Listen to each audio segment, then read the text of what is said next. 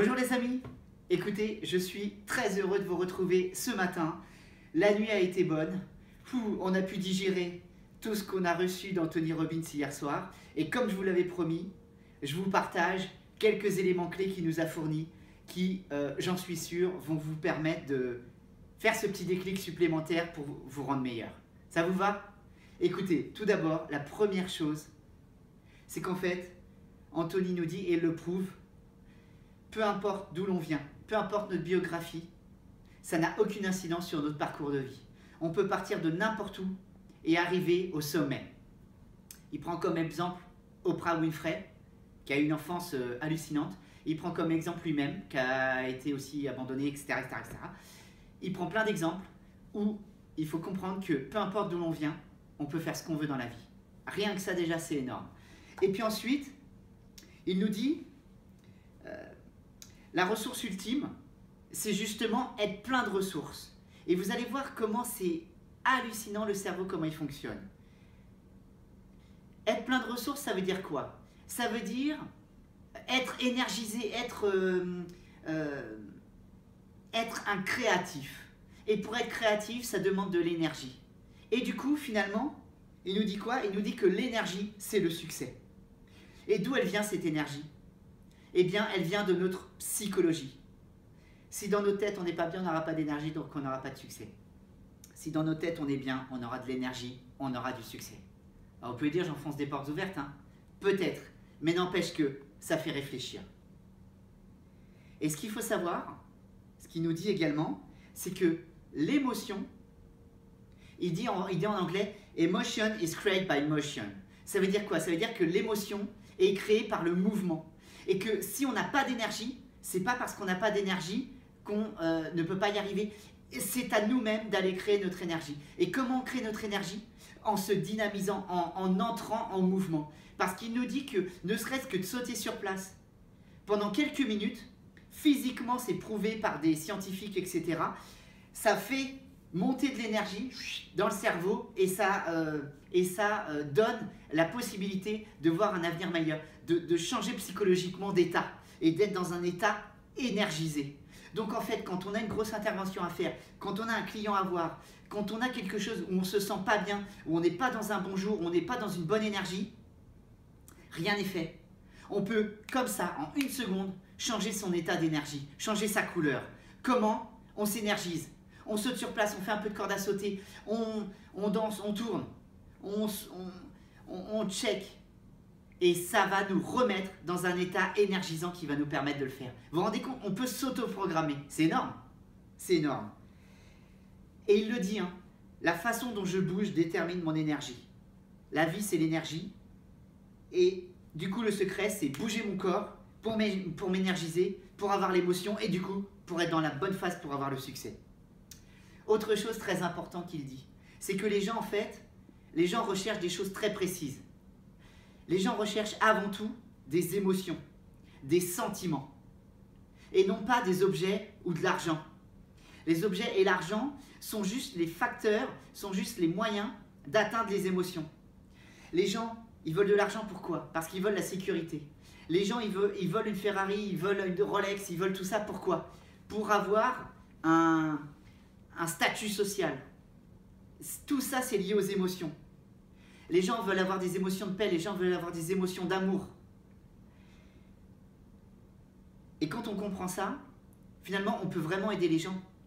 Parce qu'au travers de sa Ferrari, ce n'est pas de l'argent qui veut la personne, c'est un statut social. Et si on lui en reconnaît déjà ce statut social, on va l'aider à progresser et à se développer. Waouh! Énorme! Alors, je ne l'ai pas dit en préalable, hein. Je ne vais pas avoir pour la prétention d'être le coach traducteur de Tony Robbins. Je vous livre quelques clés que moi j'ai ressenties profondément, au plus profond de moi. C'est vraiment mon interprétation de cette belle soirée d'hier où on a passé 5 heures avec lui. Voilà, c'est vraiment vous livrer ça parce que ça me fait sincèrement plaisir de vous livrer ça. Et en fait, du coup, il dit, chacun peut se transformer lui-même. Et chacun doit faire son breakthrough, doit faire sa grosse évolution. Parce qu'en fait, un breakthrough, c'est quoi? C'est Un moment dans le temps où l'impossible devient le possible. Un moment dans le temps où un être humain moyen va se transformer en super-héros. Tout le monde est capable de faire ça. C'est fou, hein? Et pour cela, il y a 3 clés pour y arriver. Les 3 clés pour y arriver, c'est 1. L'état d'énergie dans lequel je suis. On en a parlé, hein, l'énergie. L'énergie, c'est la clé. Anthony Robbins nous apprend que l'énergie de notre corps, notre énergie, c'est la clé. Je suis sûr que ça parle à certains, l'énergie. Hein? Les infrarouges longs. 2. L'histoire. L'histoire qu'on se raconte dans la tête. Dans quel état d'énergie on est? Dans quel état on est? Quelle histoire on se raconte dans la tête? On se raconte une histoire où on ne peut pas? On se raconte une histoire où on se ment à soi-même? C'est l'histoire qu'on se raconte dans la tête va déterminer la façon dont on voit les choses et les choses qu'on va voir. Changeons l'histoire qu'on a dans la tête et ça changera toute notre vie. Et enfin, en dernier, et seulement en dernier, pour réaliser son breakthrough, c'est la stratégie. Quelle stratégie on va utiliser? Quelle stratégie on va utiliser? 1. Restez simple. La complexité, c'est l'ennemi. Restez simple. Dans quoi que vous fassiez, peu importe ce que vous faites, restez simple. Une autre stratégie, c'est déterminer son identité. Déterminer qui vous êtes. Pardon? Être constant. Excusez-moi, il y a Betty qui me parle derrière, qui me dit des trucs, qui me fait des signes.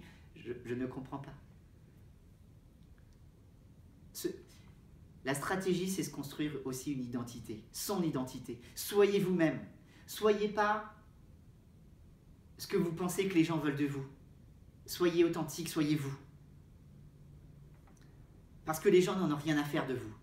Par contre, ce que vous pouvez leur apporter, ce que vous pouvez leur donner, c'est là que vous allez faire le plus. Et c'est là que les gens vont trouver leur intérêt à vous suivre, à vous écouter, à vous côtoyer. Les gens ne vous côtoient pas parce que vous êtes beau, etc. ou ils s'en fichent. Les gens vous côtoient pour ce que vous pouvez leur apporter. Pour tout le monde, ça a un sens. Qu'est-ce que tu peux apporter à ton prochain? Parce que finalement, le bonheur, c'est... Anthony nous dit ça, le bonheur, c'est vraiment faire le bien autour de soi. Et être satisfait d'apporter du bonheur aux autres. Le bonheur, c'est pas dans la Ferrari, le bonheur, c'est pas dans les millions de dollars sur le compte en banque. Il nous a donné l'exemple, et le bonheur, c'est... je me perds, mais le bonheur, c'est ça, c'est aider les autres. Et donc, du coup, dans la stratégie, qu'est-ce que vous pouvez faire pour créer votre identité et aider les autres? Il y a tellement de choses à vous dire que je me mélange les pinceaux, je m'en excuse.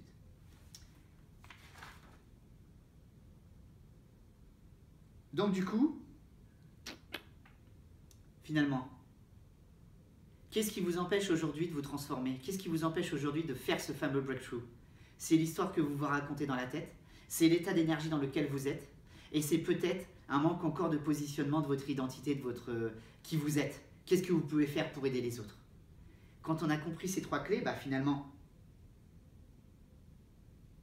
c'est fantastique, parce qu'on peut vraiment aider les autres, et du coup, s'aider soi-même.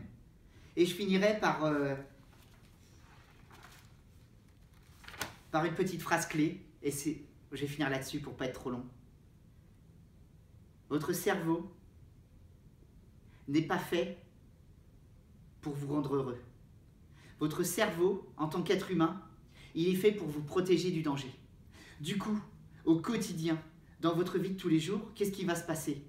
Votre cerveau va identifier tous les dangers, il va identifier toutes les choses négatives. Et du coup, si on ne prête pas attention, on se focus là-dessus. On se focalise là-dessus. Et en fait, on doit vraiment prendre l'habitude d'aller chercher soi-même son bonheur. Et le bonheur, il est où? Il est dans les petites choses simples du quotidien. Dans le cuicui du petit oiseau du matin. Dans le superbe soleil qui se lève sur les buildings de Las Vegas, où on voit toutes les vitres qui s'illuminent. Il est dans avoir sa femme à côté de soi dans le lit. Il est dans le sourire d'un enfant. Il est dans le câlin d'une personne à qui vous avez apporté quelque chose. Il est dans les choses simples.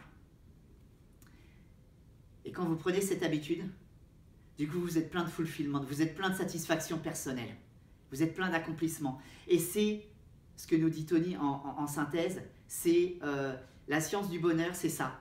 C'est l'art de l'accomplissement des choses et la maîtrise du fait d'être satisfait de ce qu'on fait. Voilà les amis, c'était confus, c'était brouillon, c'était du live, du direct, mais c'était fait avec le cœur. Donc écoutez, je vous embrasse. Aujourd'hui, gros programme encore. Rendez-vous compte ce qu'amène le marketing de réseau. Aujourd'hui, on va rencontrer Richard Branson, le milliardaire anglais, Sir Richard Branson, qui va certainement nous parler de son projet de navette dans l'espace, puisque ça arrive là. Vous vous rendez compte? Voilà le marketing de réseau amène des choses extraordinaires. Nous sommes des gens ordinaires qui vivons des choses extraordinaires. On vous fera un débrief demain matin. On vous souhaite une belle soirée. On sait que chez vous, il est samedi soir. Profitez-en bien. On vous aime. À très vite. Ciao!